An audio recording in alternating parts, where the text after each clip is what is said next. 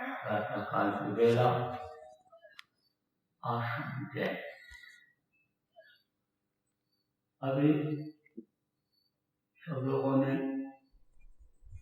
दीपावली को धूमधाम से मनाया है, अपने अपने तौर तरीके से।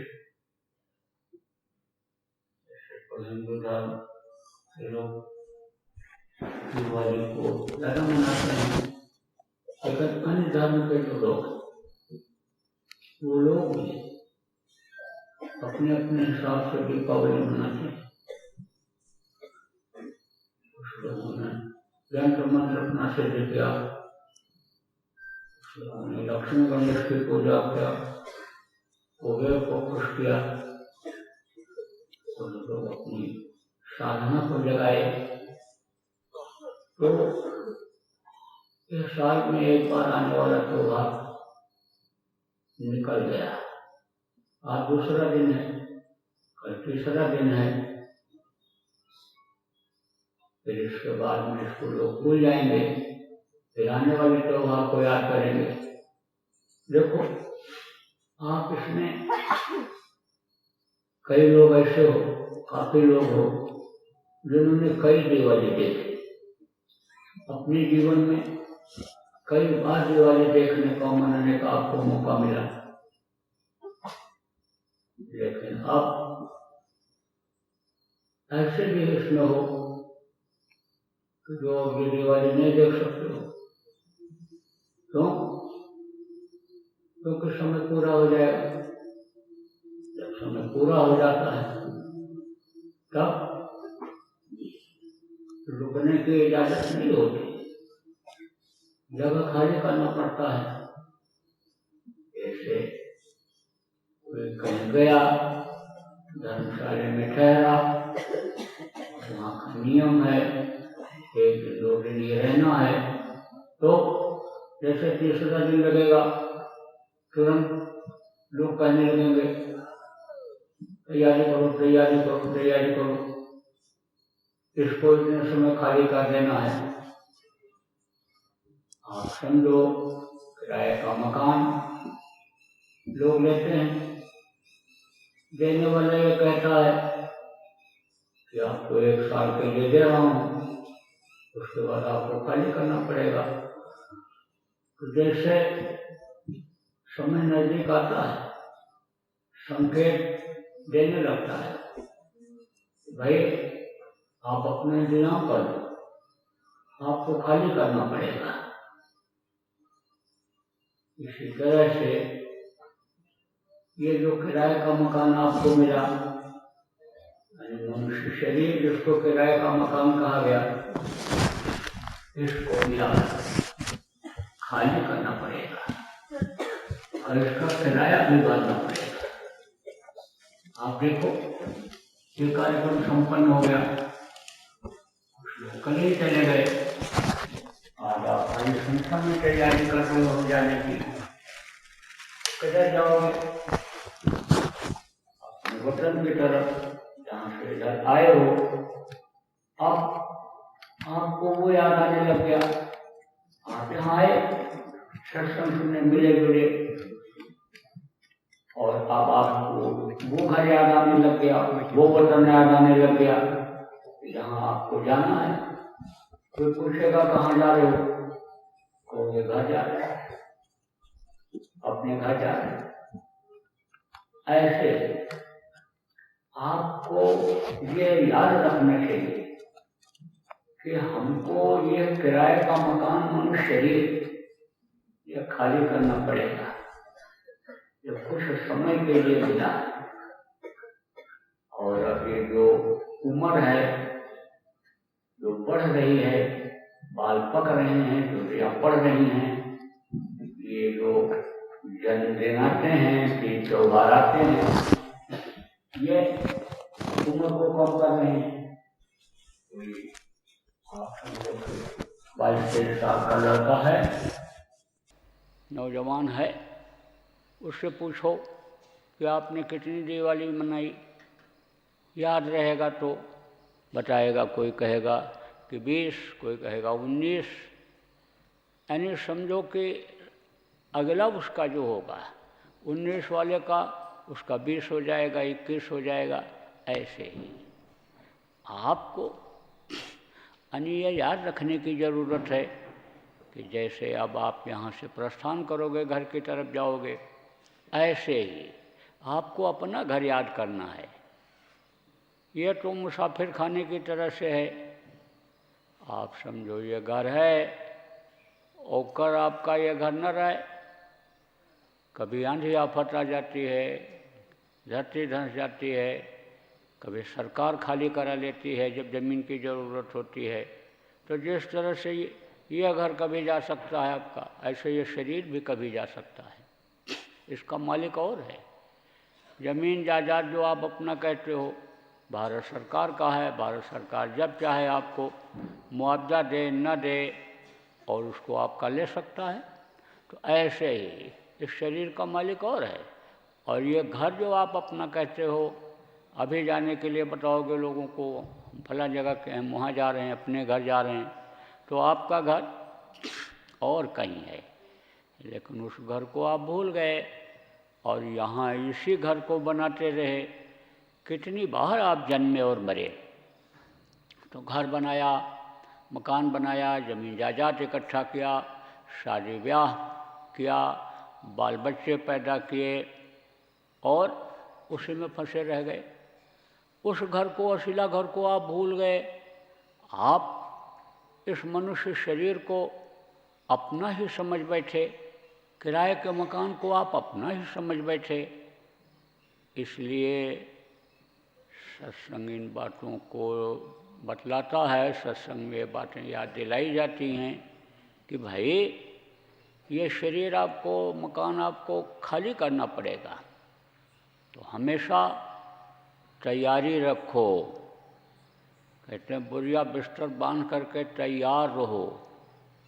तो ये कहावत कब की है कि जब अटैची बैग नहीं चलते थे, अब तो अटैची बैग चलने लगा। तो अब लोग कहते भाई अटैची बैग तैयार कर लो, कभी भी चलना पड़ सकता है। तो आप हमेशा तैयार रहो कि जब भी हुक्म हो जाए तभी यह घर हम खाली कर देंगे।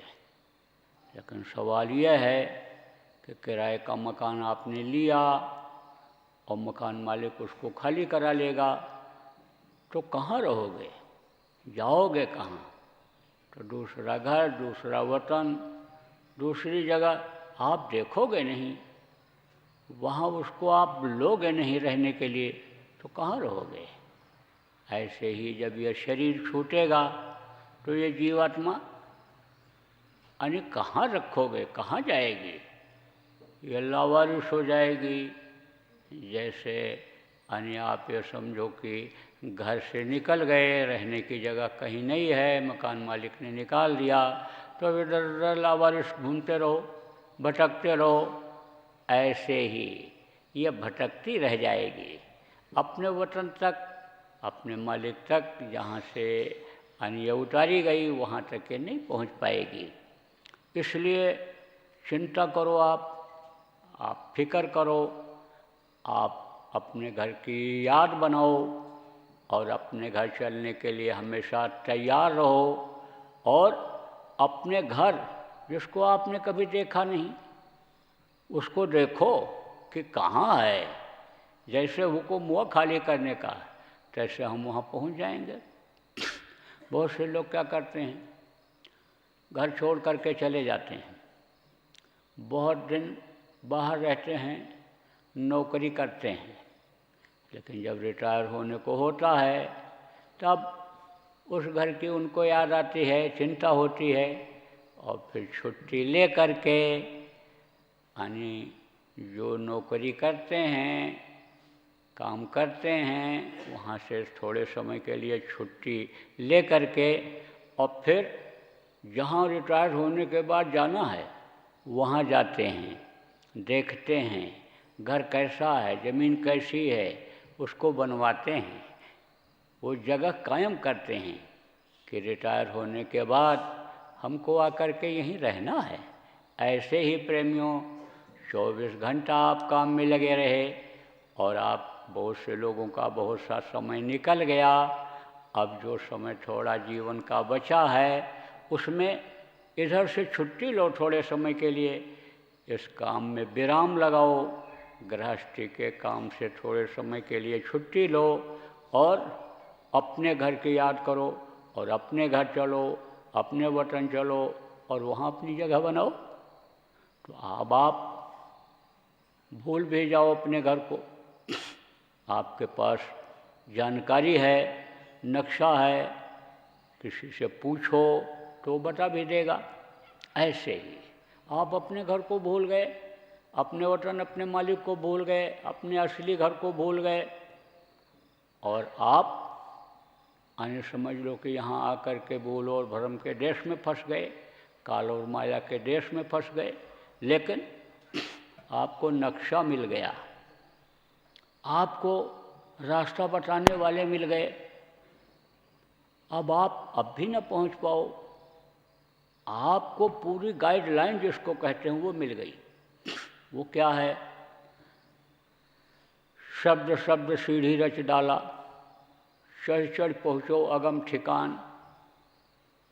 यानी जिसको अगम लोक कहा गया, अलख लोक कहा गया, जिसको बाहरी आँखों से नहीं देखा जा सकता है, उसका ठिकाना आपको मिल गया।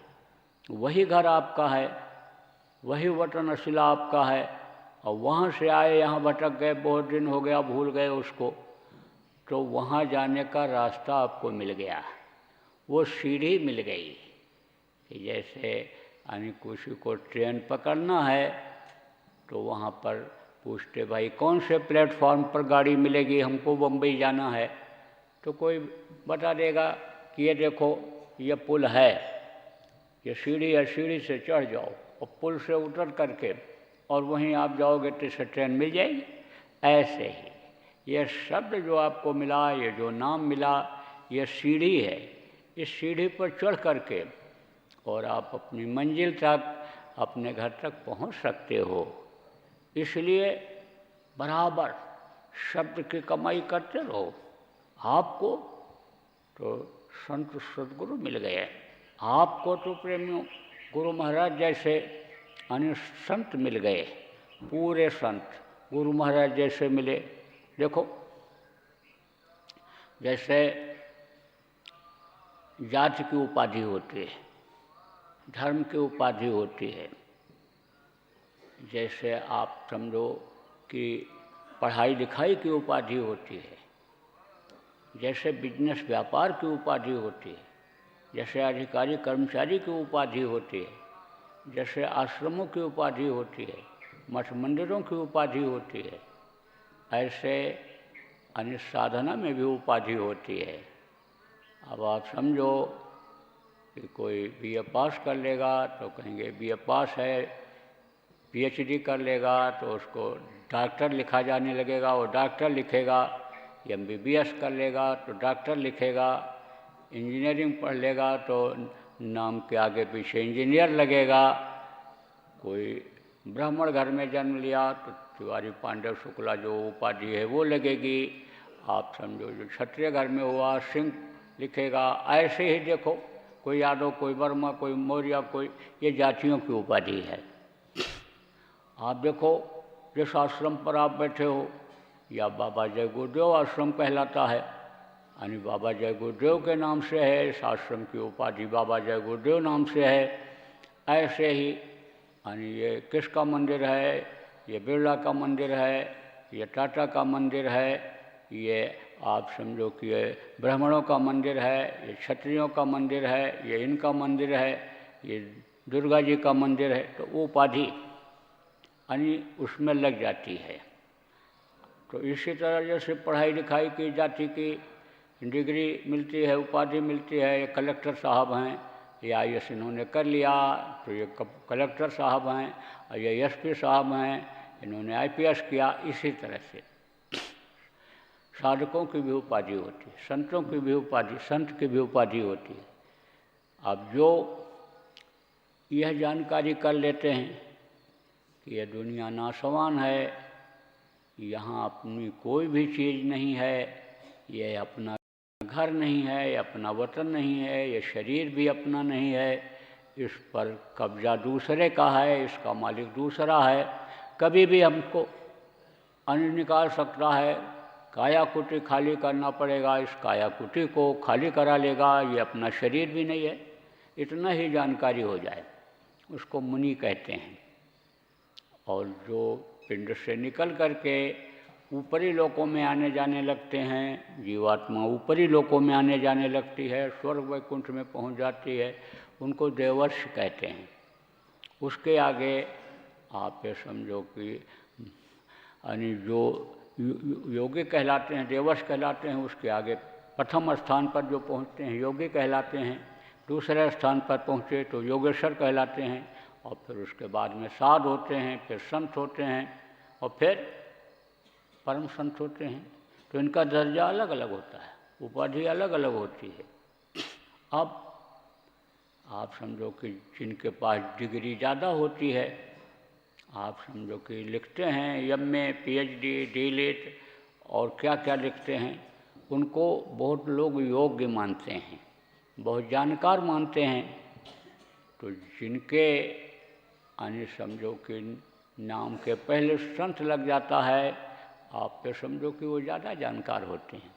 लेकिन अभी तो बहुत से लोग पढ़ करके डिग्री लेते हैं, और बहुत से लोगों को ऐसे बांट दिया जाता है, कर्नल, मेजर, ये वो, मिलिट्री में गए, वहाँ गए, और आप ये समझो कि सम्मानित लोग हैं, तो वो बगैर योग्यता के भी डिग्री दे देते हैं।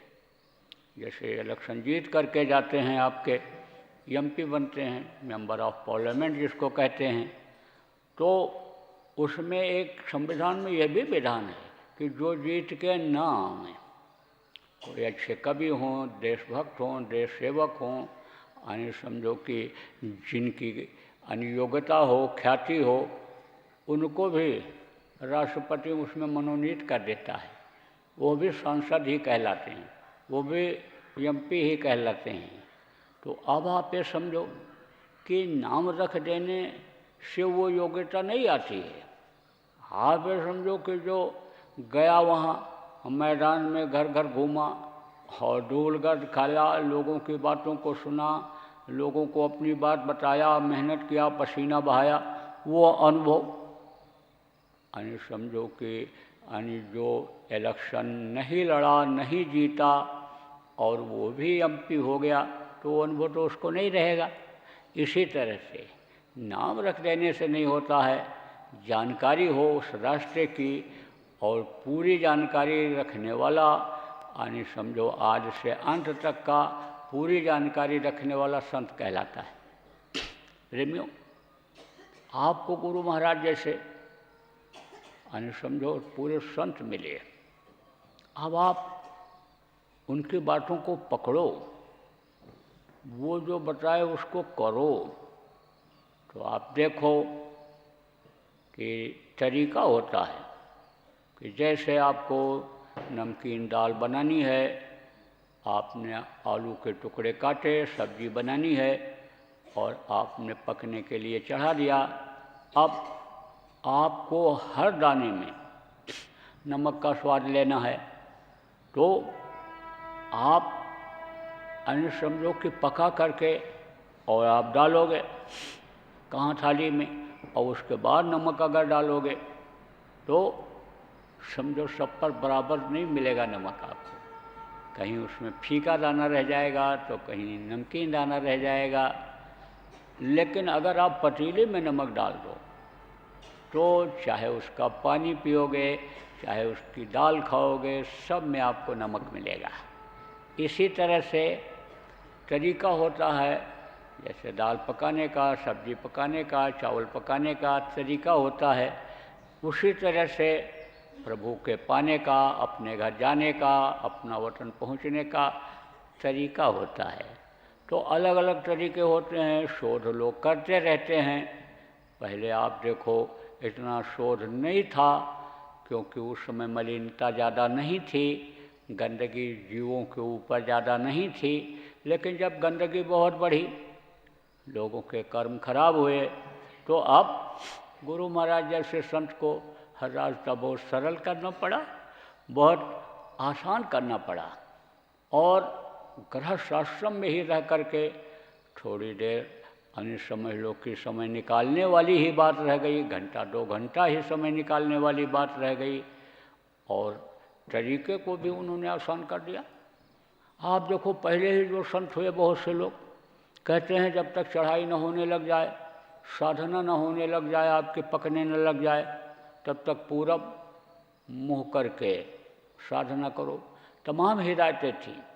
अब तो सब छूट हो गई, अब कहाँ पूरब मुँह आप खोज पाओगे।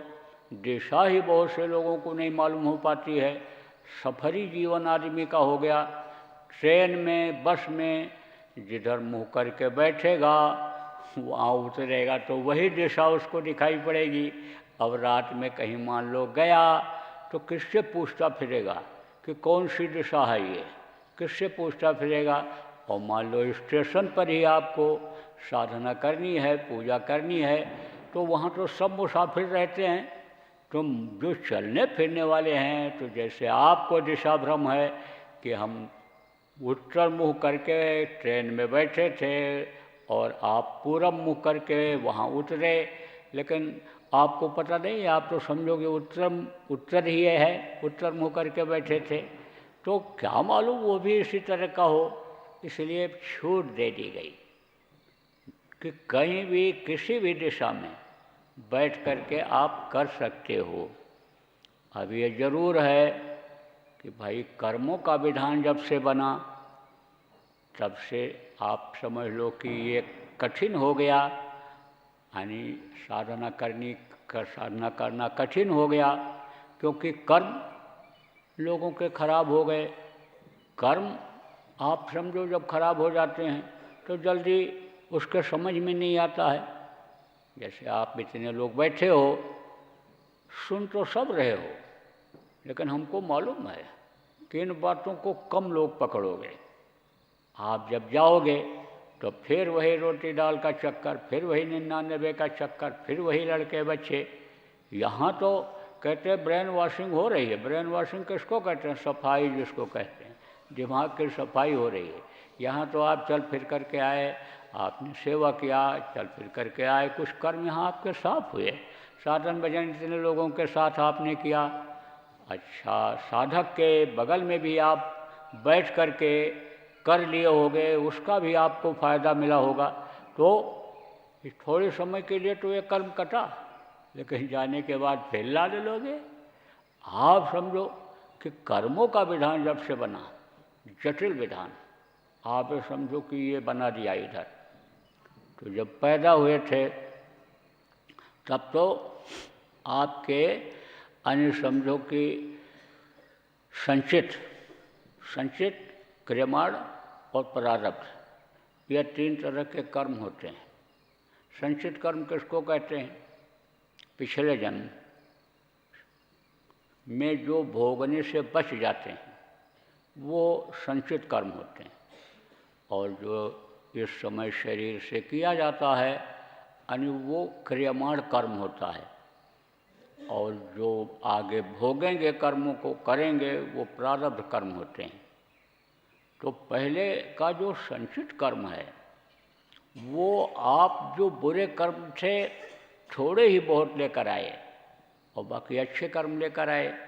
अगर बुरे कर्म आपके पिछले जन्म के बने होते तब तो आप नरकों में डाल दिए जाते, आपको सज़ा मिलती वहाँ। लेकिन आपके कुछ अच्छे कर्म थे कि जिसकी वजह से आपको यह मनुष्य शरीर मिला। तो वहाँ जब बाहर आए माँ के पेट से तो आपके अच्छे ही कर्म थे, लेकिन आप समझ नहीं पाए कि इस शरीर को कैसे रखना है, कैसे चलाना है, इस शरीर से क्या काम करना है। तो जहाँ जैसी हालत रही, जहाँ जैसी परिस्थिति रही, उसी हिसाब से आपने अपने शरीर को ढाल लिया। आप ये समझो कि आपको उसने दिया इस शरीर को कि साफ सुथरा रखना, या मानो मंदिर है, जैसे मिट्टी और पत्थर के मंदिर को साफ सुथरा रखते हैं क्योंकि उसमें पूजा उपासना करनी होती है, गंदगी पड़ी रहती है, कोई पूजा उपासना नहीं करता है, मस्जिद में इबादत नहीं करता है। अगर गंदगी होती है तो ये मानो मंदिर ये मानो मस्जिद कहा गया, इसको साफ सुथरा रखने का हुक्म था, लेकिन उसके हुक्म को आप भूल गए, उसने जो नियम बनाया उसको आपने तोड़ दिया और इसके अंदर आप मुर्दा मांस डालने लग गए, आप शराब पीने लग गए। शराब के नशे में न तो पूजा हो सकती है, न इबादत हो सकती है, न कोई नमाज अदा कर सकता है और न कोई अन्य समझ लो कि अपना जो घर का काम है, गृहस्थी का काम है, वही ठीक ढंग से कर सकता है, क्योंकि होश में नहीं रह जाता है।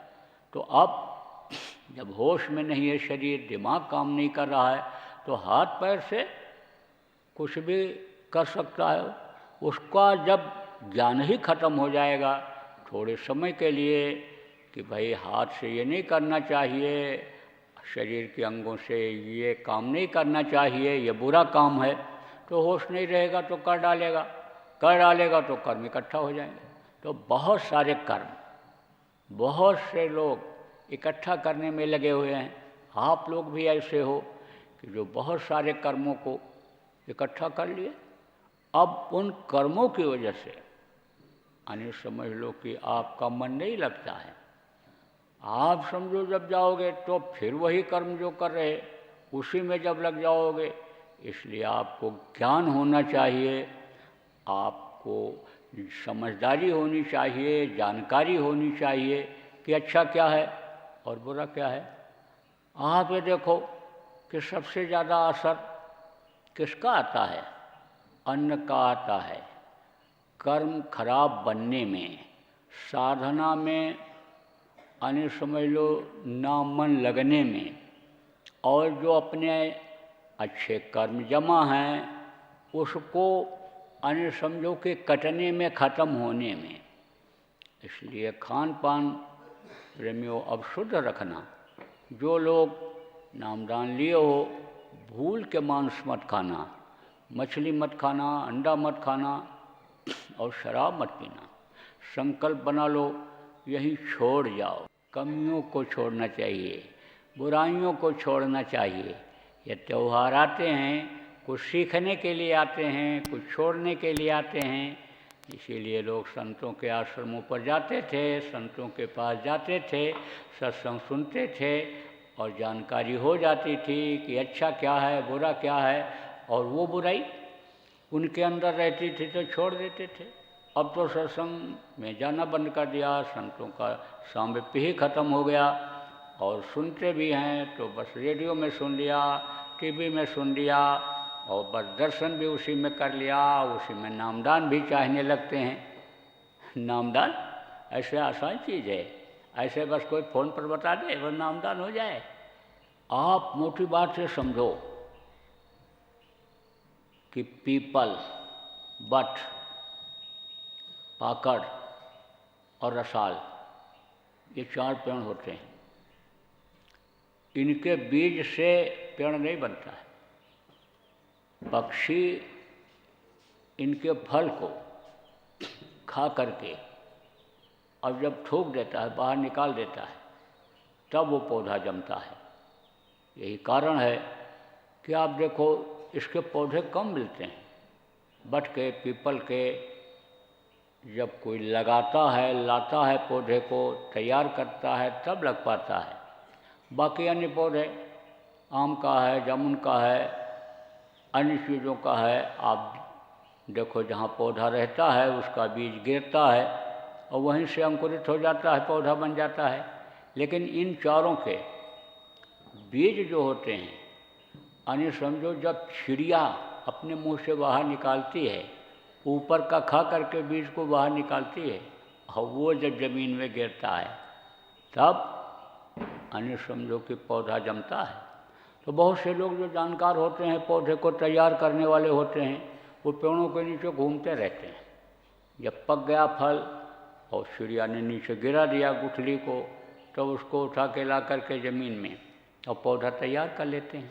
ऐसे ही जब सतगुरु को, नाम को जगा लेते हैं और उनके मुँह से जब वो नाम निकलता है और वो जब कान से अपने आदमी सुनता है, सीधे सुनता है जब कान से, तब वो फलदायी होता है और तब उससे उसको ताकत मिलती है। तो आप प्रेमियों समझो कि सत्संग भी ये जरूरी होता है। जैसे मौका मिले सुनना ही चाहिए, सद्गुरु का सत्संग न मिले तो जिसको ये समझते हो कि आदमी हमको धोखा नहीं देगा, सत्संग के बहाने यानी ये ठगी नहीं करेगा, सत्संग सुना करके और फिर हमारी बहन बहू बेटियों पर यानी गदर नज़र डालेगा, ऐसे व्यक्ति से तो कभी उपदेश सुनना ही नहीं। आप समझो कि पता लगा लो, जानकारी कर लो, पूछ लो, अच्छी बातें लोग बताते हैं और फिर ठगी कर लेते हैं। अब वो जो ठग गया, रुपया पैसा ले लिया, दिया ही नहीं, या जिसके साथ घटना हो गई वो बताता भी नहीं है।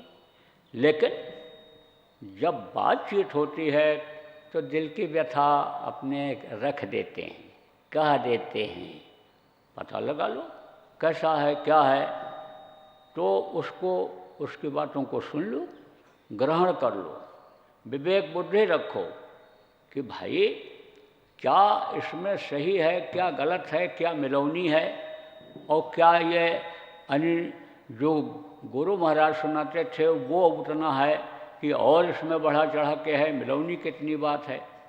तो आप सुन सकते हो, आपको अच्छी बात मिल जाए, जहाँ से मिल जाए, पुराने सत्संगी से मिल जाए, साधना की बातें आने बताने वाला आपको मिल जाए, उन बातों को आप पकड़ लो। और जैसे मैंने बताया कि खान पान का सही होना इसमें ज़रूरी होता है। आप देखो, संकल्पित धन, संकल्पित किसको कहते हैं?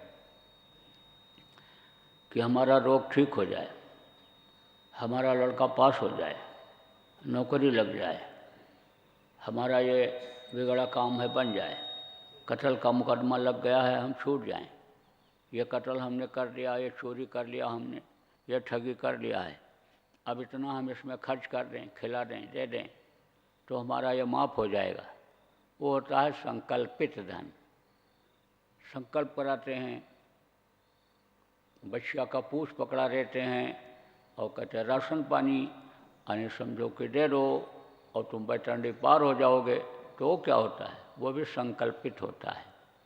ये जो भैरव हैं, काली हैं और ये जो जगह जगह देवता उत्पन्न हो गए, उनके ऊपर चढ़ाया हुआ या उनके यहाँ दान किया हुआ अन्न भी साधकों के लिए मुफीद नहीं होता है, साधना में बाधा डालता है। किसी का दिल दुखा करके ले आए, मार के ले आए, काट के ले आए, रिश्वत लेकर के आए, तो वो दुखदाई होता है।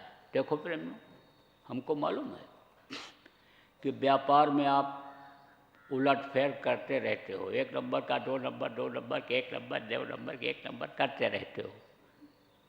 उसका क्या कारण है?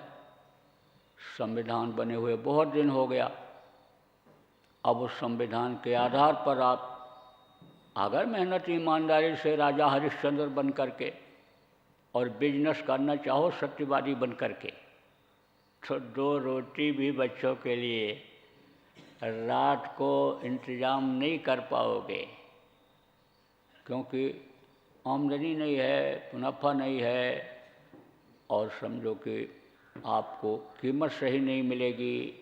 ग्राहक को सीधा सीधा बोल दोगे तो उठ के चला जाएगा।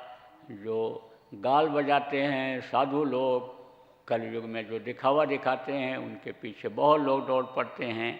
ऐसे ही जो बढ़िया बढ़िया लच्छेदार बातें कर लेता है और एक का चार में बेच देता है बातों से, दिल में ऐसी जगह बना लेता है कि एक का चार दे करके आदमी चला आता है कीमत, तो उसके पास वो ग्राहक चला जाएगा। तो इधर उधर मिलौनी आपको करनी पड़ती है, मुझको ये मालूम है, लेकिन उसमें लालच मत करो कि हम एक का 4 गुना ले लें, एक का 2 गुना ले लें। आपका जो होता है रुपया में 4 आना, आपका जो होता है 2 आना, 1 आना, जो आपका मुनाफा होता है, जो यानी आपको मिलने से आपकी गृहस्थी चल सकती है आराम से, उतना ले लो। हमको मालूम है इतने मुकदमे हो गए, इतना काम हो गया विभागों में।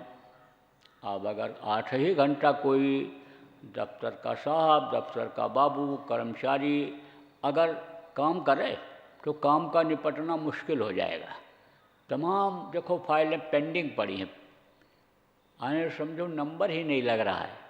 तो रात दिन लग करके आप अगर काम को जनता का निपटाते हो, काम को पूरा करते हो और काम किसी का कर दिया, जायज़ काम है जिसमें सरकार का कोई नुकसान न हो, किसी व्यक्ति का कोई नुकसान न हो, और अन्य समझ लो कि बल्कि सरकार का जिसका तनख्वाह खाते हो अन्य मिलता है, आपको तनख्वाह से खर्चा चलता है, उसका थोड़ा बहुत भी फायदा हो तो आप कर दो।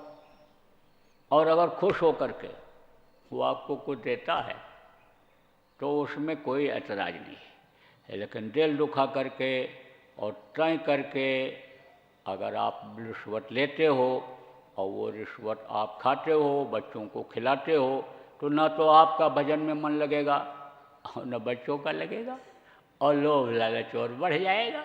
जैसे आग में आप ये समझो कि घी पड़ जाता है और आग प्रज्वलित होती जाती है, आप तो सोचोगे कि हम आग को बुझा दें, ये जो हविष है, ये जो जलन है अंदर पैदा हो गई है, रुपया कमाने की हविष ये जो पैदा हो गई है, यह हमारी ख़त्म हो जाएगी इससे। लेकिन ख़त्म नहीं होगी, और बढ़ती जाएगी, क्योंकि आदमी की इच्छाएं अनंत हैं। और मन जब मोटा हो जाता है या जिस तरह मन लग जाता है, आप समझो उसी तरह की इच्छा पैदा कर देता है। जैसे जो बताया लखपति करोड़पति बनने वाली बात, किसी ने आपको समझा दिया कि 10 लाख रुपए का देखो तुरंत फ़ायदा हो जाएगा, देर नहीं लगेगी, 1 लाख रुपया आप खर्च कर दो, 2 लाख रुपया आप खर्च कर दो। अब मन आपका उधर चला गया, कहा रिश्वत दे दो, 2 लाख रुपया इनको दे दो, ये खर्च कर देंगे और 10 लाख का तुम्हारा फ़ायदा करा देंगे। अब मन उधर लग गया, अब वही इच्छा पैदा कर देगा। नहीं है तो कहीं से उधार ला करके दे दो, 10 लाख तो मिल जाएगा। अब आप समझो कि इच्छाएं अनंत हो जाती हैं, और वो इच्छाएं रुकती ही नहीं जल्दी। जब तक ठोकर नहीं मिलता है, जब तक धोखा नहीं मिलता है, तो आप जिंदगी भर कमाए और एक दिन में गंवा दो तो क्या मतलब है। अरे भैया, प्रारब्ध पर विश्वास करो, भाग्य पर विश्वास करो। आप गुरु के बंदे हो गए, आपकी डोर सूरत की गुरु के हाथ में पहुंच गई, तो उनकी भी तो जिम्मेदारी है कि आपको नंगा भूखा न रखें, आपकी आवश्यकताओं की पूर्ति करते रहें। कहा हरे शिष्य धन शोक न हरई, और सो गुरु गोर नरक माँ पड़े। गुरु का भी धर्म होता है, शिष्य का कर्तव्य, शिष्य का धर्म तो गुरु का भी धर्म और गुरु का भी कर्तव्य होता है। तो जब ऐसे परम गुरु पाए, काहे रे मनुष्य ढो मिल, जब गुरु महाराज जैसे समर्थ गुरु आपको मिल गए, तो आप विश्वास क्यों नहीं करते हो उनके ऊपर। आपने अपने जीवन में बहुत से लोगों ने देखा होगा, उनको परखा होगा, समझा होगा, उनसे मांगा होगा, और उन्होंने आपको ज़रूरत भर का दिया होगा, और आपकी इच्छाएं बहुत बढ़ गईं और आप उनसे ज़्यादा मांगने लग गए, और आपने ये सोच लिया कि कल तो हमने मांगा था, इन्होंने दिया था, आज हमको क्यों नहीं दे रहे हैं। तो अब हमको जहाँ और ज़्यादा मिलेगा वहाँ हम जाएंगे, तो आप भटक जाओगे, भटकते रह जाओगे। और आपको अगर वहाँ दूसरी जगह जाने से मिल भी गया तो फिर आप उसी में फंस जाओगे। तो कहा गया साईं इतना दीजिए जामे कुटुंब समाए, और मैं भी भूखा ना रहूं, साध न भूखा जाए। जब दे दें सद्गुरु मिल जाए, तब उसी में संतोष करना चाहिए, संतुष्टि करनी चाहिए।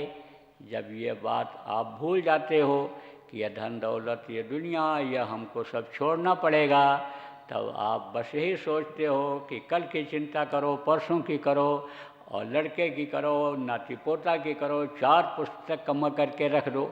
बस उसी में नीयत खराब हो जाती है, और नीयत जब खराब हो जाती है तो बरकत बंद हो जाती है। नीयत दुरुस्त रखो, संतोष रखो, मालिक पर भरोसा रखो, और अपनी तरफ से अपना खान पान बुद्धि सही रखने के लिए सही रखो। अन्न का दोष आपके अंदर ना आने पावे। संग का दोष बहुत बड़ा दोष होता है। संगत ही गुड़ होत है, संगत ही गुड़ जाए, और बांस पांस और मिश्री एक है भाव बिकाए। देखो मिश्री के अंदर रस्सी पड़ी रहती है और वो भी मिश्री के भाव बिक जाती है। कल देखो मिठाई खूब खरीदा होगा लोगों ने, 2-3 दिन से लगातार, आज भी खरीद रहे होंगे, कल भाई दूज है। ये मिठाइयों का त्यौहार कहलाता है। होली में इतनी मिठाई नहीं बनती जितनी दिवाली में बनती है। अब आप ये समझो कि जो डिब्बा में मीठा रख करके हलवाई ने बेचा होगा, वो भी तौल दिया होगा, तौल देते हैं, ऐसे ऐसा रख करके दे देते हैं। तो अब आप ये समझो कि मिठाई की वजह से उसकी कीमत बढ़ गई। सोने की अंगूठी, हीरे की अंगूठी डिब्बी में रख दो तो जिस डिब्बी में रखी रहेगी, अन्य समझो कि उसकी कीमत रहेगी, उसको संभाल के रखोगे। और जहाँ अन्य समझ लो कि निकाला उसको, अंगूठी को, और पहना, तहाँ डिब्बी की कोई कीमत रह जाती है, फेंक देते हो। लड़ाई में तलवार लेकर लोग जाते थे पहले, तो तलवार किस में रखी जाती है? म्यान में। खोखा उसका होता है, उसमें डालते हैं, रखते हैं। अब जब तलवार निकाल लिया तो म्यान की कोई कीमत रहती है? और तलवार के साथ जब म्यान रहती है तब उसकी कीमत रहती है। तो ऐसे ही आप समझो, कीमत लगाओ, कीमत को समझो। इस जीवन के सांसों की पूंजी की कीमत लगाओ और अपना खान पान और साथ सही रखो। अच्छे का साथ करो, बुरे का साथ मत करो। आप देखो कि धोखा खा करके साथ छोड़ो तो उसका कोई मतलब नहीं है। जैसे मैंने बताया कि एक बार किसी ने मन बढ़ा दिया कि दे दो पैसे, 10 लाख रुपया दे दो, नौकरी मिल जाएगी, 30,000 महीने के, 40,000 महीने की सरकारी नौकरी मिल जाएगी। पैसा दे दिया। किसी ने कहा 1 का 4 गुना करा देंगे, दे दो ब्याज पर, दे दिया। किसी ने कहा ज़मीन खरीद लो, मकान खरीद लो, बहुत सस्ता मिल रहा है। आप लालच में आकर के खरीद लिए। अब वो न सामान बिक रहा है, न नौकरी मिल रही है, और न जो उधार आपने दिया वो वापस आ रहा है। तो धोखा हुआ कि नहीं हुआ? ठोकर खाए कि नहीं खाए? तो ठोकर खा करके समझने की क्या ज़रूरत है? दोबारा तो फिर आप नहीं करोगे, नहीं दोगे। और अगर अकल है तो वही जो लेकर जाएगा वही आपके अकल से आपको कमवा देगा। कहेगा अरे तू भी इसी तरह ठगी कर ले, तेरा पूरा हो जाएगा, इसी तरह से तू भी कर ले। तो आपकी नीयत भी खराब हुई। आप पहले से ही क्यों न सजग रहो, पहले से ही क्यों न होशियार रहो। ये बातें पहले नहीं बतानी पड़ती थी सत्संग में, लेकिन अब सब बातें बतानी पड़ रही हैं, क्योंकि ये चीज़ें अब आगे बहुत बढ़ रही हैं और संगठनों में भी बहुत बढ़ रही हैं। इसलिए आपको प्रेमियों समझने की ज़रूरत है, आपको संभल कर चलने की ज़रूरत है, अच्छे लोगों का ही साथ करने की ज़रूरत है। भाई अभी तक नहीं अन्य आपसे चिपकता था, आपके पास नहीं आता था, नहीं उठता बैठता था, आपसे दोस्ती नहीं करता था, अब आज क्यों दोस्ती कर लिया? मालूम हो गया पैसा हो गया इसके पास, इसलिए दोस्ती कर लिया। धर्म कर्म की बात भी बताएगा, बढ़िया बढ़िया उपदेश करेगा, मालूम पड़ रहेगा अभी सतलोक से उतर करके आया है साधना में, लेकिन आप ठग जाओगे। इसलिए होशियार रहना है जाने के बाद यहाँ से, और खान पान का ध्यान रखना, और साथ अच्छे का करना, साधक का साथ करना, और समय के प्रेमियों कीमत लगाना। यानी जीवन के ये जो एक एक क्षण हैं ये बड़े अन्य समझो कि कीमती हैं, क्योंकि ये क्षणभंगुर शरीर है। समझ लो कि क्षण भर में ये आपका छूट सकता है, निकल सकता है, और ये एक एक क्षण से यानी उम्र बढ़ रही है आपकी, और एक ही क्षण निकल करके ये घट रही है। तो एक एक क्षण की जीवन में कीमत है। अब आप समझो कि हम ये नहीं कहते हैं कि गृहस्थी छोड़ दो, घर छोड़ दो, बच्चों को छोड़ दो, वो भी काम आप करो। जो आपका लेना देना है पिछले जन्मों का, यानी उसको अदा कर लो। एक दूसरे के साथ इसीलिए जोड़े जाते हैं कि जो कर्म रह गए हैं पीछे के, वो इसमें कट जाएं इसके। आप देखो, इसीलिए देखो बहुत से जो संत हुए गृहस्थ संत थे। आप देखो कि गुरु महाराज भी गृहस्थ संत थे, पीछे भी गृहस्थ संत रहे हैं, तो उन्होंने उस कर्तव्य का भी पालन किया, गृहस्थी भी निभाया। उतनी मेहनत की ज़रूरत उस समय पर नहीं थी। आप समझो दादा गुरु जब थे उतनी मेहनत की ज़रूरत नहीं थी, तो वो अपने गृहस्थ धर्म का पालन करते हुए अन्य संत गति को प्राप्त किए, और एक ऐसा अन्य उन्होंने तैयार कर दिया। अन्य समझ लो गुरु महाराज जैसे संत को, कि जो भग भग करके, दौड़ दौड़ करके, और आप ये समझो कि जगह जगह जा कर के जीवों को जगाया।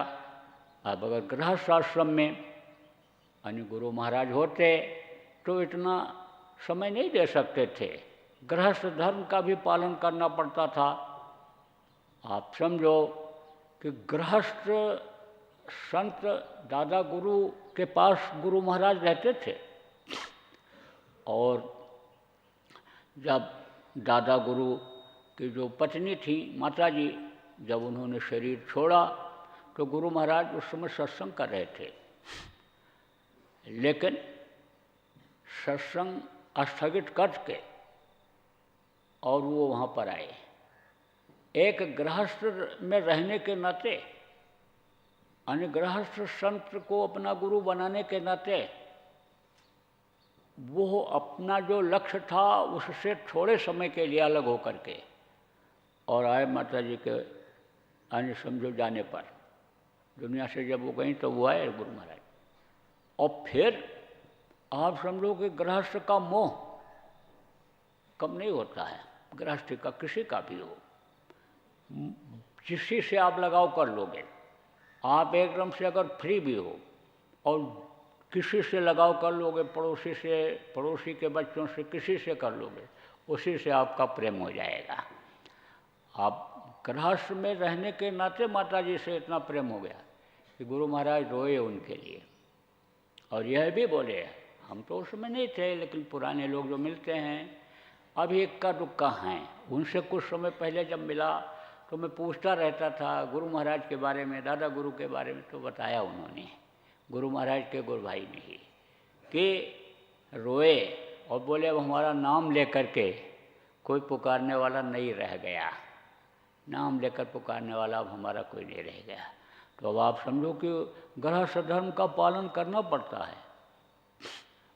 तो गृहस्थ धर्म पालन करने के लिए ही गुरु महाराज ने कहा, किसी को नहीं कहा साधु बन जाओ, किसी को नहीं कहा।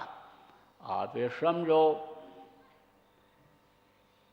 कि हमारी माता जी आई रोई, बोली ब्याह नहीं कर रहा, शादी नहीं कर रहा है।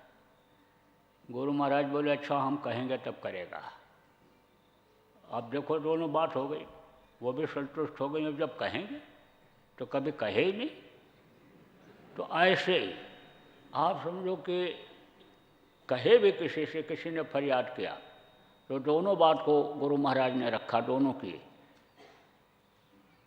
एक बार की और बात बताऊं मैं आपको, गुरु महाराज के पीछे पीछे मैं चलता था, तो गुरु महाराज दवा वगैरह कहते थे बता दो, तो हमको उन्होंने पहले बताया, रटाया, और फिर उसके बाद हम बताने लगे। तो गुरु महाराज ने हमको कहीं भेज दिया था, तो हम चले गए थे, तो हमारे यानी जगह पर दूसरे आ गए, वो झोला पकड़ लिए, वो पीछे पीछे चलने लगे। और फिर जब वो थक गए, गुरु महाराज के पीछे चलना कोई मामूली बात थी, 4-4 घंटे लगातार चलते थे। आप समझो नए आदमी चल नहीं सकता, पड़ जाते थे, बड़े बड़े पहलवान हाथी जैसे हों लेकिन वो भी चित्त हो जाते थे। तो वो गए, थक गए, उम्र दराज थे, बुढ़े थे। तो दूसरे आ गए तो कहा तेल बताओ, तेल तेल बता दो। अब वो बता के चले आए और ये भी चले आए। तो उसने पूछा किसी से कि गुरु महाराज ने कहा कि तेल बता दो इनको। तो जो पहले अन्य समझो कि लगे थे ड्यूटी में, उन्होंने उनका नाम बता दिया। तो वो गए, उसके पास गया तो जो है वो बताए, और तब तक उनसे मिल के आ ही रहा था। तब तक ये दूसरे वाले वहीं से जा रहे थे। तो उसी आदमी ने कहा, रे ये जो जा रहे हैं इनसे पूछ लो। तो उनसे भी पूछ लिया। अब वो भ्रम में पड़ गया, आया गुरु महाराज से, कहा गुरु महाराज, दो आदमियों से पूछा जो आपके पीछे चलते हैं। तो एक ने कहा सरसों के तेल में मेथी डाल करके उबाल लो और फिर उसके बाद हींग डाल करके उसकी मालिश करो। और दूसरे ने कहा कि सरसों के तेल में मेथी डाल के और हींग डाल के लगाओ। तो एक ने तो कहा ठंडे तेल में और दूसरे ने कहा गर्म तेल में। तो गुरु महाराज हम क्या करें बताइए आप। अरे बोले तुम समझ नहीं पाए, कई लोगों से पूछोगे तो क्या बताएंगे। अरे तुम पहले गर्म कर लो और उसके बाद ठंडा करके लगाओ। पहले उसमें गर्म कर लो मेथी को तेल में, और उसके बाद जब ठंडा हो जाए तब उसको लगाओ, ठंडा तेल लगाओ मेथी डाला हुआ। अब आप समझो कि यही मेथी की बात, ये कोई मार्च अन्य समझो कि 74 की बात है, आश्रम पर मैं गया था। तो वहाँ मेथी पड़ा हुआ था, मेथी के पौधे उखाड़ करके काट करके लाए थे, दाना निकालना था। तो वहाँ मिलने आते थे गुरु महाराज से प्रेमी दर्शन करने। तो कोई कहे हमारे पेट में दर्द है, कोई कहे बदन में दर्द है, कोई कहे घुटने में दर्द है, कोई कुछ कोई कुछ। तो वही मेथी दे देते थे, मेथी वही दे देते थे गुरु महाराज। अब मैं तो एक तरह से नया ही था, तो पुराने सत्संगी थे, उनसे मैंने पूछा कि ये मेथी महाऔषधि है, हर मर्ज की दवा यही है। तब उन्होंने अपनी भाषा में कहा दो। अरे तुझको क्या पता है, यह दया काम करती है कि ये मेथी काम करती है। वो तो जहाँ भी जैसे जिसको कह देंगे उसी में फायदा हो जाएगा, उसी में उसको लाभ मिल जाएगा, फायदा हो जाएगा। तो कहने का मतलब यह है कि गृहस्थ आश्रम को ही ज़्यादा महत्व दिया गुरु महाराज, साधु नहीं बनाया। अब गुरु महाराज के हिसाब से तो हमको भी चलना है, क्योंकि खेवनहार वही हैं। हम भले नाव में आपको बैठा दें, ला करके समझा के जहाज पर बैठा दें, लेकिन खेवनहार वही हैं। तो अब हम ये कैसे कह देंगे कि तुम गृहस्थी छोड़ दो, घर से बाहर चले जाओ। घर में तो कम जिम्मेदारी रहती है और घर में कम संयम नियम का पालन होता है, करना रहता है, और बाहर तो बहुत ज़्यादा। बाहर गृहस्थी छोड़ करके जाओगे तो गृहस्थी में जो चीज़ें मिलती हैं आपको वो बाहर नहीं मिलेंगी, और इतना त्याग आप कर नहीं पाओगे, लोगों के बीच में आप रह नहीं पाओगे। ऐसे लोगों के बीच में, त्यागियों के बीच में आप रह नहीं पाओगे। रहना आपको यहीं है, इसी धरती पर है, तो माया पटकेगी, काल पटकेगा कि नहीं। कितना कहें ये बच्चियाँ हम साधना करेंगे, साधना करेंगे, शादी नहीं करेंगे। कितने भी लड़के करें साधना करेंगे, साधना करेंगे, शादी नहीं करेंगे। लेकिन एक दिन आप समझो कि पटक दिए जाओगे अगर होशियार नहीं रहोगे। आप ये निर्णय बच्चे और बच्चियों भले ले लो कि हम शादी नहीं करेंगे, शादी नहीं करेंगे, गृहस्थी नहीं संभालेंगे, गृहस्थ जीवन को नहीं अपनाएंगे, तो आप समझ लो कि आपका जीवन तलवार के धार पर चलने की तरह से होगा कि जैसे तनिक सा चूक गए तो गिर गए, क्योंकि अच्छे अच्छे लोग फंस गए। काल जो है वो इनको औरतों को फंसाता है, और माया जो है आदमियों को फंसाती है, लड़कों को। तो कहने का मतलब यह है कि समय से जब ज़रूरत हो तब आप अपने आवश्यकता की पूर्ति कर लो। जैसे खा पी करके बचपन में यानी समझ लो कि यानी जो तंदुरुस्त बच्चे हो जाते हैं, माताएं जिनका मालिश वगैरह करती रहती हैं, हड्डी मजबूत हो जाती है, पूरी ज़िंदगी काम आता है। समय होता है, थोड़ा समय और बढ़ा, अब जवानी आई, कसरत कर करके, दौड़ लगा करके, खेल खेल करके यानी शरीर को समझो मजबूत बना लिया, तो वो आप समझो कि आगे काम देता है। इसी तरह से बुढ़ापे में खान पान बहुत सही रखना चाहिए, यानी नियम से चलना चाहिए, उठना सोना और समझ लो गर्मी ठंडी से बचना, यह समझो कि ज़रूरी होता है। तो समय होता है, शादी ब्याह का समय होता है, पढ़ाई लिखाई का समय होता है, और जो समय के साथ चलते हैं वो तो आगे बढ़ जाते हैं, और जो समय में आलस्य करते हैं वो आगे नहीं बढ़ पाते हैं। जैसे जो समय मिला पढ़ने का, अगर पढ़ाई पूरा साल कर लिया तो परीक्षा आएगी तो एक ही साल में पास हो जाएंगे, और अगर नहीं समय का उपयोग किया, आलस्य किया, तो एक क्लास में 2 साल लग जाएगा। तो वो पढ़ाई लिखाई की उम्र यानी समझो जो शादी ब्याह की उम्र है वो पढ़ाई लिखाई में ही ख़त्म हो जाएगी। इसीलिए कहा गया कि समय की कीमत लगानी चाहिए, समय से चलना चाहिए।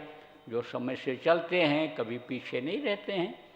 आप देखो यह जो अन्य समझो बनाया गया, ये जो व्यवस्था बनाई गई, बाल्यकाल युवा काल, और ये जो बनाया गया ये जो वानप्रस्थ आश्रम और गृहस्थ आश्रम और ये सब जो आश्रम बनाए गए, यानी समझो वो सोच समझ करके मानव के हित के लिए ऋषि मुनियों ने विद्वानों ने बनाया था।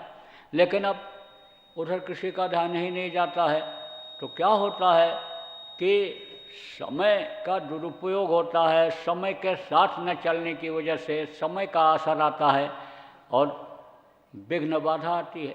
तो परमार्थ में तो ज़्यादा आती है, रुपया पैसा कमाने में, नाम कमाने में तो कम आती है, लेकिन परमार्थ में ज़्यादा बाधा आती है। इसलिए जितने भी सत्संगी हो, आप समय की कीमत लगाओ और समय से सब काम खत्म कर दो। समय से आप यानी समझ लो ध्यान भजन कर लो, सुमिरन कर लो, समय से आप सेवा भी कर लो। इसी गृहस्थ आश्रम में समय निकल आता है, हर चीज़ का समय निकल आता है। अब जब आप 15 मिनट तक मंजन ही करते रहोगे, जब आप यानी 20 मिनट तक, आधा घंटा तक दाढ़ी ही बनाते रहोगे, तो समय निकल जाएगा कि नहीं निकल जाएगा? अरे भाई, जब जैसा समय हो वैसा आप कर लो। आपको छुट्टी है, कोई काम नहीं है, इतवार का दिन है, तो आप 3 घंटा दाढ़ी बनाओ। लेकिन आपको दफ्तर पहुंचना है 10 बजे, तो आपको सब शेड्यूल सेट करना पड़ेगा। ऐसे ही साधकों को टाइम टेबल बनाने की ज़रूरत है। आप भी अपने जीवन का टाइम टेबल बना लो, इतने समय उठ जाएंगे और फिर अपना दैनिक क्रिया करेंगे। टट्टी मैदान आने समझ लो कि लेट्रिन जिसको कहते हैं वो भी करना ज़रूरी है। उसको अगर नहीं करोगे तो फिर मन उधर लगा रहेगा। आप भोजन समय से नहीं करोगे, नाश्ता नहीं करोगे, तो उधर मन लगा रहेगा। तो समय से ये सब काम आप अगर करना सीख जाओगे तो आपके पास बहुत समय है। बहुत से लोग तो कहते हैं नहीं समय मिलता, नहीं समय मिलता, नहीं समय मिलता है। हम तो कहते हैं सबसे बड़ा झूठ वही बोल रहे हैं कि समय नहीं मिलता है। समय किसके पास नहीं मिलता है? जो करना नहीं चाहते हैं उन्हीं के पास नहीं रहता है समय। जो करना नहीं चाहती हैं बच्चियाँ, ये वही कहते पति हमारे नहीं करने दे रहे, घर वाले नहीं करने दे रहे हैं। अरे रात में सोने का मौका तो सब देते हैं, चाहे पति हो, चाहे बच्चे हों, चाहे सास ससुर हों, सब मौका देते हैं सोने का। ऐसे ही पुरुष लोग भी कहते हैं कि बहुत बाधा आती है गृहस्थी में, यह है वो है, मन कहता है घर छोड़ के चले जाएं, भजन में ही लग जाएं। तो यह सब क्या है? यह सब है भ्रम और भूल। आप गृहस्थी को सेट करना नहीं जान पा रहे हो। आपका जो लेना देना है, कर्जा है, एक दूसरे का वो अदा नहीं करना जान पा रहे हो तो सीख लो कैसे अदा किया जाता है। देखो कुछ घर ऐसे हैं कि जो बहुत अच्छा चलते हैं, घर का नियम बन गया कि सुबह उठना है तो उठना है, नाम धुनी बोलनी है तो बोलनी है, प्रार्थना करना है तो सबको करना है, ध्यान भजन में बैठना है तो सबको बैठना है।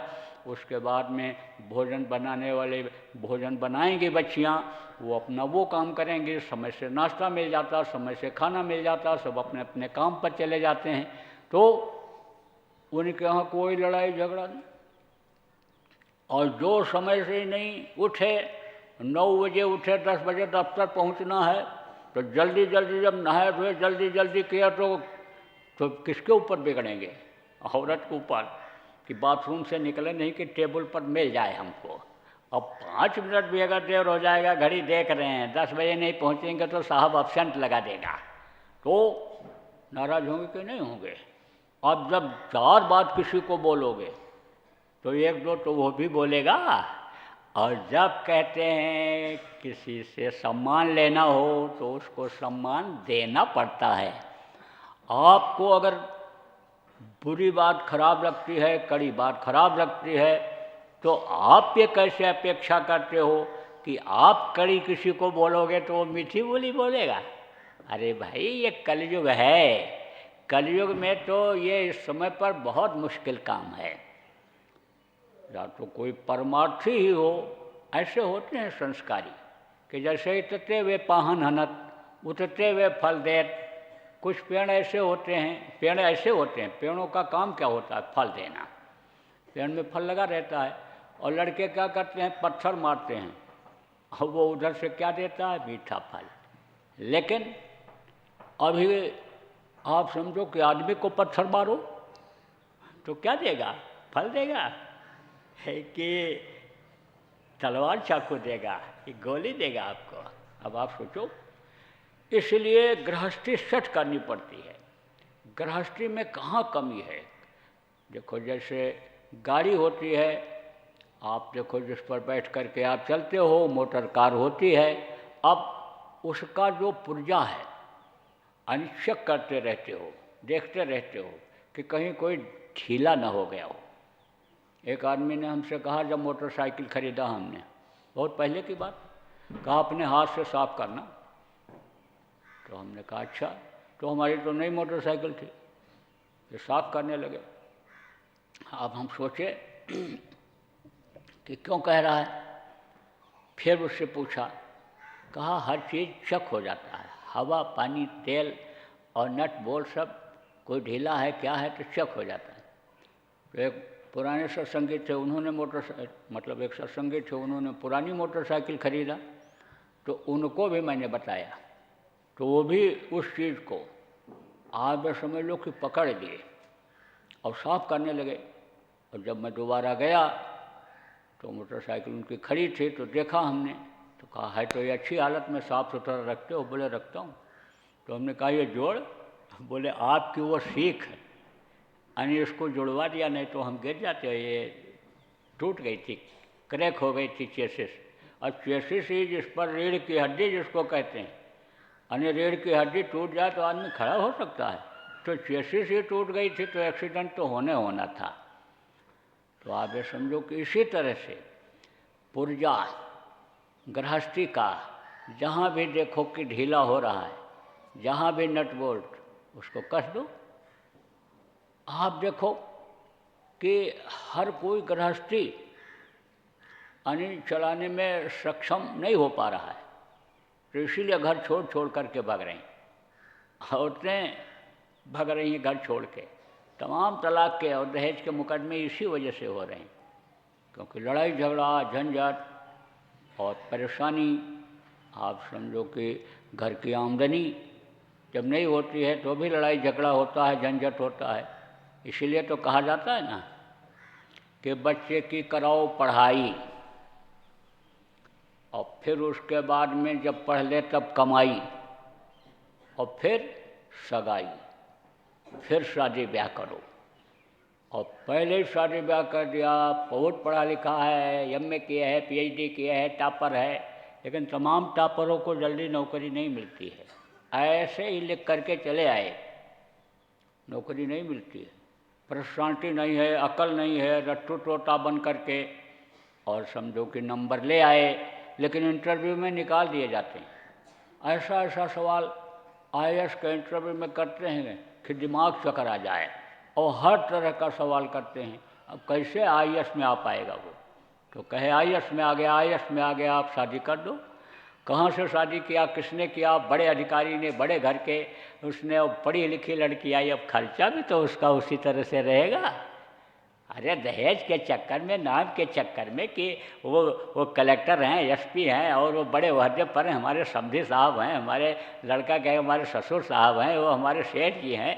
अब आप ये समझो कि रुपया पैसा दहेज में मिल गया और शादी कर लिया, तो हाथी तो खरीद लिया, लेकिन उसका चारा भी तो देना पड़ेगा। 2 मन खाती है वो। आप समझो, आप तो 2 किलो भी नहीं खा पाते हो, और वो 2 मन खाती है, 80 किलो खाती है, हाथी खाता है, तो चारा भी तो देना पड़ेगा। इसलिए भाई सोच समझ करके, जब लड़के लड़कियां बालिग हो जाएं, और आप समझ लो लड़का कमाने लगा, लड़की को संभाल करके रखने के लायक हो गया, ये उसकी हर ख्वाहिश को, हर इच्छा को पूरी कर सकने लायक ये मेरा बेटा है, तब आप उसकी शादी करो। समय पर बच्चियों की शादी अगर हो जाए, पढ़ाई लिखाई यानी ख़त्म होने के बाद शादी ब्याह अगर हो जाए, तो आप ये समझो इधर उधर दिमाग नहीं जाएगा, चाहे लड़का हो चाहे लड़की हो, फिर गृहस्थी को देखने लगेंगे वो। आप समझो भजन भाव भक्ति में भी मन लग जाएगा, और नहीं मन तो इधर ही उधर रह जाएगा। लड़की सोचेगी बहुत अच्छा लड़का मिल जाए, बहुत अच्छा घर मिल जाए, लड़का सोचेगा मैं ही बहुत काबिल हो, सुंदर हूँ, अच्छी लड़की हमको मिल जाए, बस उसी में मन लगा रहेगा। इसलिए समय से सब काम करो आप, समय के अनुसार चलो आप, और समय निकाल करके यानी भजन ध्यान सुमिरन कर लो। इस चीज़ को मत भूलो कि मौत यानी नहीं आएगी, मौत को हमेशा याद रखो। 2 चीज़ हमेशा याद रखो, प्रभु को याद रखो, परमात्मा को, पिता को यानी याद रखो, और यानी समझो कि यानी मौत को याद रखो। आप समझो कि आप और लोगों की बातों को तो थोड़े समय के लिए भूल भी जाओ, लेकिन गुरु की बातों को हमेशा याद रखो, याद करते रहो, उनके बताए हुए रास्ते पर आप चलते रहो, तो आप का अन्य समझ लो कि बेड़ा पार है। तो प्रेमियों, कार्यक्रम संपन्न हो गया। अब आप लोग अपने अपने हिसाब से धीरे धीरे प्रस्थान करिए। जैसे चिड़िया आती है और चुप करके चली जाती है, चिड़िया ही बैठ गई, दाना फेंको तो एक तरफ से चिड़िया आती हैं और दाना चुन के बस तुरंत निकल जाती सबके सब। ऐसे ही आदत डालो, चिड़िया की तरह आए, चिड़िया की तरह उड़ जाओ। जिसके पास जैसा जो साधन सुविधा है, और फिर कहीं मौका लगे तो आओ, आते जाते रहो, आते जाते लिए रोक नहीं है, और आपको भगाया भी नहीं जा रहा है। मत ये सोचना कि बाबा जी सबको भगा दिए, यही अफवाह भी फैल जाए कि वहाँ तो भगा ही देते हैं जाओ तब, तो वो भी ठीक नहीं है। तो बोलो जय गुरुदेव, जय गुरुदेव।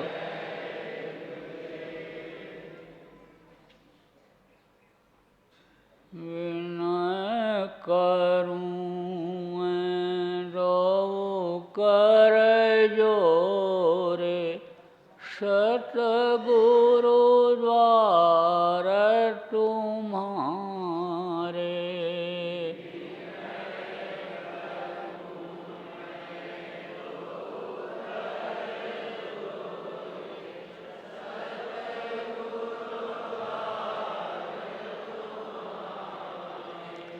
बिना घृत दीप आरती साजूं, 2 आँखियाँ न मझधारे।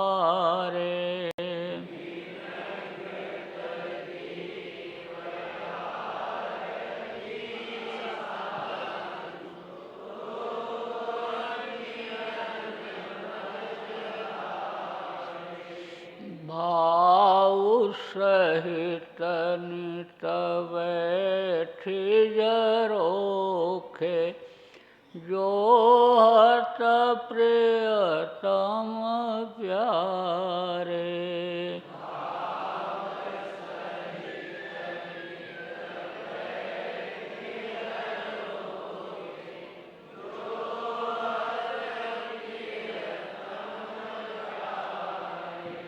अगध्वनि सुनो श्रवण ही अपने मन के काज विसारे।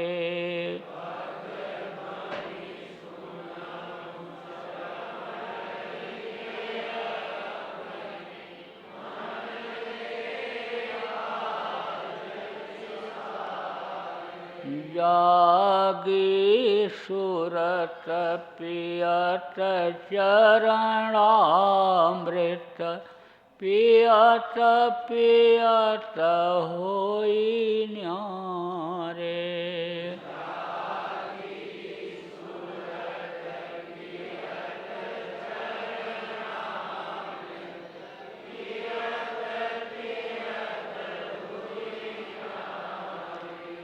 घंटा शंख मृदंग सरंगी, बंशी बीन सुनारे।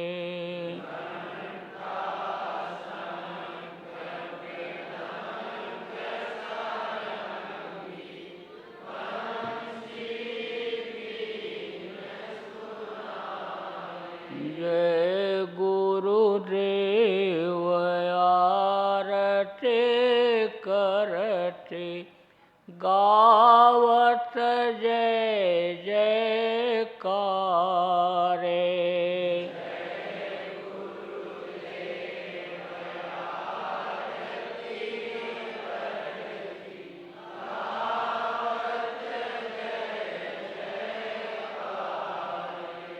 विनय करूं दो कर जोरे, सतगुरु द्वार तुम्हारे।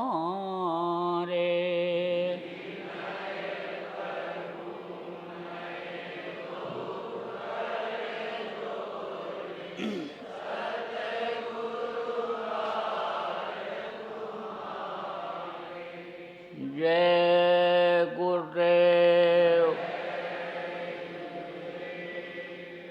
देखो प्रेमियों, समस्याएं आपको बताई गई जो आजकल हैं, और उसका निदान भी बताया गया, उपाय भी बताया गया। लेकिन सब समस्याओं का एक समाधान अब आप जान लो। अगर आप भजन ध्यान में समय देने लग जाओगे और दया के घाट पर बैठने लग जाओगे, और गुरु से आप दुनिया की चीज़ों को नहीं मांगोगे, केवल आप यही मांगोगे कि मेरे चरणों का दर्श करा दो गुरु, मुझे प्रेम दीवानी बना दो गुरु, अपने प्रति प्रेम हमारे अंदर पैदा कर दो, हम आपसे प्रेम करने लग जाएं,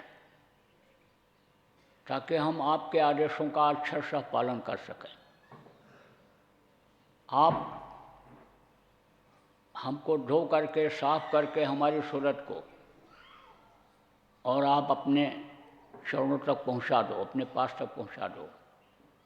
अगर आप भाव बनाओगे, प्रार्थना करोगे, आपके ऊपर दया हो जाएगी। और जब आपके ऊपर दया हो जाएगी और सूरत आपके जब चढ़ने लगेगी, ऊपर जाएगी, तो जिन समस्याओं को मैंने बताया कि इस तरह से आप सुलझाओ, ये अपने आप सुलझने लगेंगी।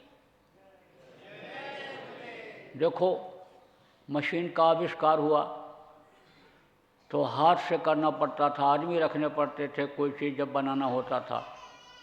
और जब ऑटोमेटिक मशीनें चल गईं तो अपने आप सब होता जाता है, उत्पादन अपने आप होता चला जाता है। ऐसे इस समय पर समस्याओं का निदान केवल एक यही है कि जैसे ऑटोमेटिक मशीन लगा दो तो आदमी ज़्यादा नहीं लगाने पड़ेंगे, ज़्यादा कोई उसमें दिक्कत नहीं रहेगी, अपने आप बढ़िया माल बनता रहेगा, निकलता रहेगा। ऐसे ही आप अगर साधन भजन ध्यान सुमिरन में मन लगा ले जाओ और साधना आपकी बन जाए तो फिर गृहस्थी की कोई ज़रूरत भी नहीं है, गृहस्थ आश्रम में जाने की ज़रूरत भी नहीं है। और गृहस्थ आश्रम आपने अगर बना लिया है तो गृहस्थ आश्रम का ये काम आसानी से होता जाएगा, अपने आप होता जाएगा। आपको खुद नहीं पता चलेगा कि कौन कर रहा है, कैसे हो रहा है। जो काम में आप दिन रात व्यस्त रहते हो वही काम आपके परिवार के लोग कर लेंगे। जब आपको यानी समझो कि ताकत मिल जाएगी, अंदर की शक्ति मिल जाएगी। देखो कोई बीमार हो जाता है तो घर का आदमी गृहस्थी नहीं चलाता है, कोई कम उम्र में ही दुनिया से चला जाता है तो बच्चे उसको भूखों मरते हैं, औरत कमा के खिला देती है, छोटे छोटे बच्चे यानी समझो दादा दादी की सेवा बुढ़े की कमा करके करते हैं। तो गृहस्थी भी चलती रहेगी, अपने आप चलती रहेगी, लेकिन वो शक्ति आप अंदर में जब ले आओ, और नहीं तब तक ये मन भगता ही रहेगा, ये कभी शांति लेने नहीं देगा। अगर इधर से दुनिया की तरफ से गृहस्थी की तरफ से आप उधर नहीं लगाओगे और उधर लग जाएगा तो ये भी चलता रहेगा, लेना देना भी आसानी से अदा हो जाता है। आज जो पुराने लोग हो, आपको दृष्टांत दे करके पीछे सुनाया भी गया था कि समझो कि 100 साल का लेना देना और 1 घंटे के सपने में यानी समझो कि अदा करा दिया, ऐसे होता है। तो बोलो जय गुरुदेव, जय गुरुदेव, जय गुरुदेव, जय गुरुदेव, जय जय गुरुदेव।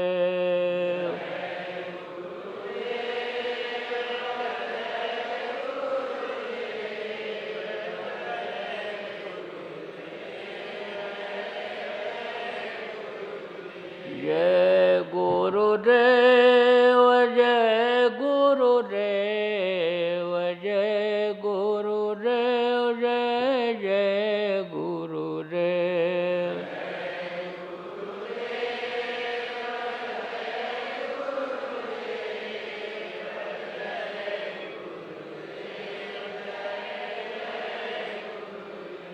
जय गुरुदेव, जय गुरुदेव, जय गुरुदेव, जय जय गुरुदेव।